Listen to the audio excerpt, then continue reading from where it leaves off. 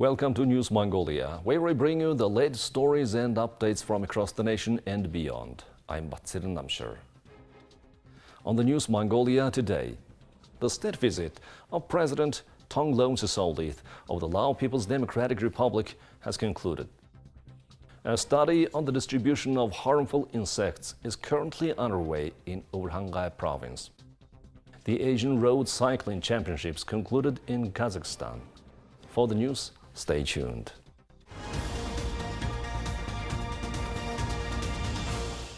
President Thongloun Sisoulith of the Lao People's Democratic Republic, accompanied by his wife Nelly Sisoulith, visited Mongolia on the invitation of President Khurelsukh Ukhna. During the state visit, they planted a memorial tree at the Mongol Culture Park. Both presidents acknowledged the vulnerability of landlocked countries like Mongolia and the Lao People's Democratic Republic to climate change. They emphasized the importance of each nation's involvement in addressing global challenges such as desertification and environmental degradation. Both countries pledged to continue their contributions in this regard. Mongolia actively participates in multilateral cooperation in the Asia-Pacific region and sees Laos as a key partner in South Asia. The visit is seen as crucial for enhancing cooperation, deepening relations, and strengthening the friendship between the two countries. This year in Urhangai province, efforts to combat harmful insects will cover more than 30,000 hectares funded by the state budget and an additional 7,000 hectares funded by the local budget. A distribution survey is being conducted to identify the areas most affected by these harmful insects and to effectively implement control measures. A survey assessing the spread of harmful insects is underway in the forested regions of Urhangai province. This survey, initiated on the 3rd of this month, is currently being conducted in Хархойрон, Хожирт, Oyang, Batulzi, and Zumbayang-Ulan Soms. Research has been conducted on 14,000 hectares in the Harhojun Som of Urhangai province, and the work area has been identified. Daily updates are being communicated to the office regarding the progress. In Hojurtsum of Urhangai province, during the study of harmful insects on 14,000 hectares, preliminary data indicated the presence of harmful insects in 9,148 hectares, with this information already relayed to the Forest Department. The Earth Ranger software is being utilized for this year's survey, facilitating real-time monitoring by the Forest Department. This allows for immediate transmission of daily survey updates. For instance, studies conducted in Harhojrong and Hojurt Soms have identified the spread of the cinnabar moth and the Siberian silk moth. Over the past 3 years, harmful insects like the cinnabar moth and Siberian silk moth have notably expanded their range. In response, the local government intends to eradicate the moths in an area of 7,000 hectares using local budget funds, while an additional 30,000 hectares will be addressed through the state budget allocations. A comprehensive survey of the targeted examination zones is presently in progress. The research team is also collaborating to offer guidance on identifying harmful insects to state environmental inspectors and forest conservationists responsible for forest reserves. The final day of the Asian Road Cycling Championships concluded with the men's elite individual road race. 5 top cyclists from Mongolia participated in this race. Details from our MNB reporter in Kazakhstan, Batsingel.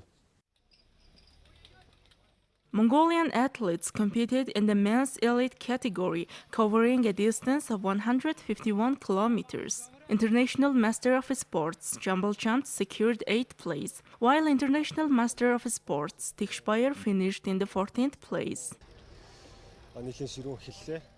Regarding the race overall, it commenced with a vigorous pace straight from the start. In total, I traversed more than over 150 kilometers in only 3 hours and 25 minutes. The race unfolded as a tactical challenge, with the primary contenders being Mongolia, Kazakhstan, and Japan. However, within the final 2 kilometers, a group comprising of more than 20 athletes surged ahead and surpassed us. Nevertheless, I managed to secure 8th place. Our team leader, Jumble Jumps, assumed a pivotal role. To maximize his performance, we at the front launched a vigorous attack to catch up with the leading doe. Within a final kilometer, we successfully surpassed the 2 athletes that were leading. Subsequently, a group comprising of 16 cyclists overtook us, and our leader secured 8th place. 22 athletes from Mongolia took part in the Asian Road Cycling Championships, competing across 7 categories with success. The Mongolian team concluded their participation in the competition by competing in the elite category on the final day. You're watching News Mongolia. Now let's take a look at Mongolia's current affairs. The general painter of the Mongolian Art Gallery, Oyunirtung, will open a personal special exhibition of Mongolian art in Japan. The exhibition is unique in that it was organized on the occasion of the 5th anniversary of the Mongolian Art Gallery and the 50th anniversary of the Mongolian-Japanese Cultural Agreement. When creating a series of works, the artist studied primary sources, starting with the temple structure, the monks' customs and routine during religious holidays, the activities of ordinary people living around the monastery, pilgrims, foreign tourists, etc.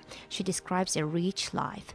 Moreover, by bringing together the wonderful, tangible and intangible heritage of history and culture, it will become a work of art that fully reflects a part of Mongolia's history. The Mongolian art exhibition will open on the 25th of this month at the Azamino Art Gallery in Yokohama, Japan. The general organizer of the exhibition is the Mongolian Art Gallery, with the support of the Japan Art Association and the Mongolian Embassy in Japan. The exhibition will be available to viewers until July 1st.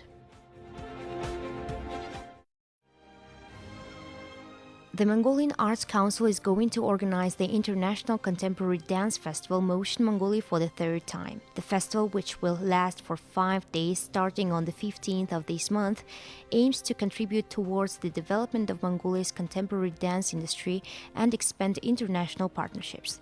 As part of the 3rd festival, a joint movement workshop exchange program will be organized with the Arts Council of the Republic of Korea, a program to support the abilities of choreographers and dancers, and the performance will be presented to the public. For example, the Korean dance troupe Muden and Mongolian dancers are implementing a joint program of workshops on movement and exchange of experience. Lectures and trainings by Australian, Hungarian, and German choreographers will also be organized to support the potential of choreographers and dancers of the Ulaanbaatar Theatre and the Mongolian Conservatory. The joint performance of the artists who took part in the festival will be presented to the public on the 20th of this month at the Ulaanbaatar Theatre. The festival will feature Hungarian choreographer Zoltán Fedor, German choreographer Fabian Kohn, Australian choreographer Nerida Matei, as well as Australian dancers Jade Brider and Nadia Milford.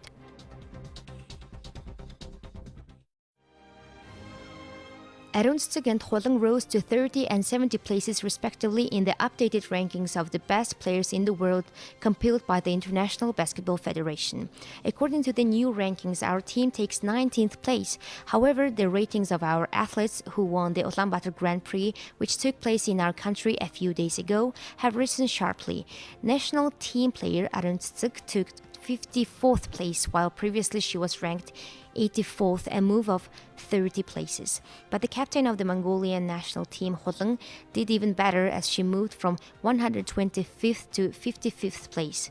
In other words, she improved her ranking by 70 places. Midfielder Indra did not participate in competitions due to an injury after the Olympics, which affected her ranking, and she dropped to 111th place. Previously, she was ranked 79th. Also, Tsiringhlami's rating rose by 5 places to 189. Canada's Catherine Plouffe tops the women's rankings, followed by her sister Michelle Plouffe and compatriot Paige Crozon in third. The top 10 included 3 athletes from the USA, 2 from Azerbaijan, and 1 athlete each from China and Germany. Now let's take a look at the currency exchange rates provided by Mongol Bank.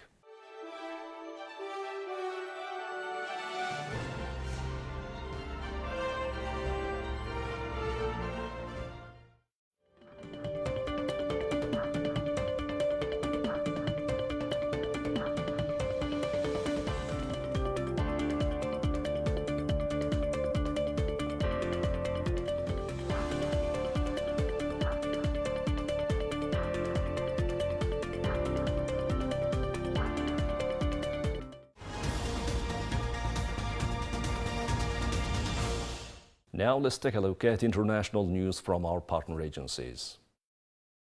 Russia says it strikes Ukrainian military airfield. Ukraine claims repels multiple Russian offensives.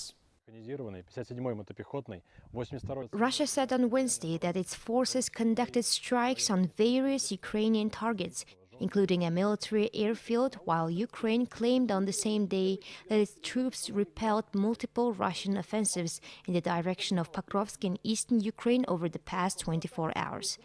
The Russian Ministry of Defense reported that Russian forces gained an advantage in battles across various directions in the past day. They launched multiple attacks on Ukrainian targets, including a military airfield, a field ammunition depot, a base where foreign mercenaries were stationed, and a military area for deploying unmanned surface vehicles (USVs). Additionally, Russian forces intercepted multiple Ukrainian missiles, rockets, and drones.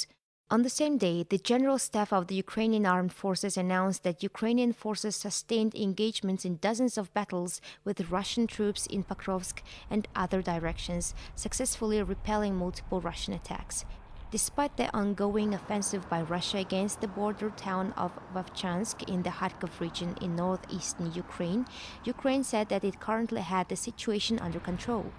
Furthermore, the Russian Ministry of Defense released footage on Tuesday showing the destruction of a Ukrainian Su-25 warplane by one of its Lancet drones. The air attack was captured by a Russian high-altitude unmanned reconnaissance aircraft. The Russian side did not provide the exact time of the attack. On the same day, Ukraine officially presented its unmanned systems forces in the capital city Kiev 4 months after President Vladimir Zelensky issued a decree ordering the establishment of a separate branch of the armed forces dedicated to enhancing drone operations. This new military division will also focus on the development and production of USVs. The UN Human Rights Chief says North Korea is increasing its repression of human rights and people are becoming more desperate and reportedly striving in parts of the country as the economic situation worsens. The DPRK is a country. Volker Türk spoke Wednesday at the UN Security Council, calling for this country to flip the orthodoxies and overcome its isolationist mindset. Today, the Democratic People's Republic of Korea is a country sealed off from the world, a stifling, claustrophobic environment where life is a daily struggle devoid of hope, he said. From border closures to oppressive freedom of opinion laws, forced labor, and inadequate access to healthcare and food, people are hurting. Human rights in all their dimensions offer a solution and a way forward, he urged. The brutal reality, though, for the population at large remains one of strengthened border controls. It is now almost impossible for people to leave unless they have the permission of the government. Extremely few people secure this. But leaving your own country is not a crime. On the contrary, it is a human right recognized by international law. UN Special Rapporteur on the situation in the Democratic People's Republic of Korea, Elizabeth Salmon, said the North Korean people are facing probably the worst humanitarian crisis since the disastrous famine in the late 1990s. The human rights situation in the Democratic People's Republic of Korea is a serious and urgent concern.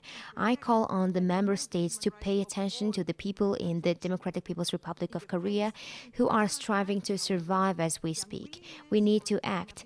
Those who are responsible for human rights violations must be held accountable, she said. A group of winemakers near the front lines of the war in Ukraine are getting help from Napa Valley, California. 6 Ukrainian winemakers from the Mykolaiv region near the Black Sea visited Grich Hills Estate Winery to learn the latest and regenerative farming. Some of the winemakers' vineyards have been bombed by Russia during the ongoing war. Others have had mine dropped on their vineyards. So far, no one has been hurt at the wineries, but it's damaged their land and caused stress and anxiety. Despite fears for their safety, the Ukrainians said their wineries are still operating, even as Russian forces are currently located just a few kilometers away. They're hoping the lessons they learned in Napa could help their war-torn land recover. The founders of Green Hills are originally from Croatia and assisted that country recover from the war by helping to remove mines there in 90s. The pioneers of organic winemaking said their history made them feel especially close to the Ukrainian cause and wanted to help. Organizers of the Napa trip say consumers can help by purchasing Ukrainian wines in stores or online. China's Premier Li Qiang and New Zealand's Prime Minister Christopher Luxon witnessed the signing of various agreements on Thursday. China's number 2 official Li is on a rare visit to China's closest partner among Western democracies, where a celebration of trade links is expected to vie with concerns about South Pacific security on Wellington's agenda. Li is the first Chinese premier to visit New Zealand since the 2017 visit by Li Keqiang. We will also visit Australia and Malaysia, China's foreign ministry said this week. Luxon is expected to salute trade links with China in public statements this week. China is the South Pacific nation's largest trading partner with two-way trade worth $22 billion. They signed a bilateral free trade agreement in 2008, China's first with an Organization for Cooperation and Development nation, and the visit marks the 10th anniversary of a pledge to bolster ties signed in 2014 when China's President Xi Jinping last visited Wellington.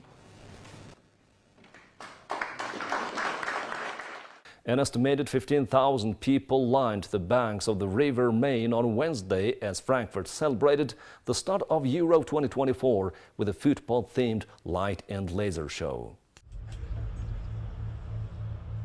The 30-minute extravaganza was beamed from the Fldoberbrück Bridge in the city center, with the skyscrapers of Germany's financial district providing the backdrop. Frankfurt is Germany's 5th largest city and will host 4 group stage games and one last 16 clash in Euro 2024, which starts in Munich on Friday. The first game hosted at the Frankfurt Arena will see Belgium face Slovakia on Monday, 17th June. The 48,000 capacity stadium will then see Denmark play England, Switzerland go up against Germany, as well as Slovakia take on Romania before the final match on July 1st, which will be a knockout tie in the last 16. Well, that's all for today. Thank you for staying with us. We'll see you next week with more news and updates. Have a nice weekend. Goodbye.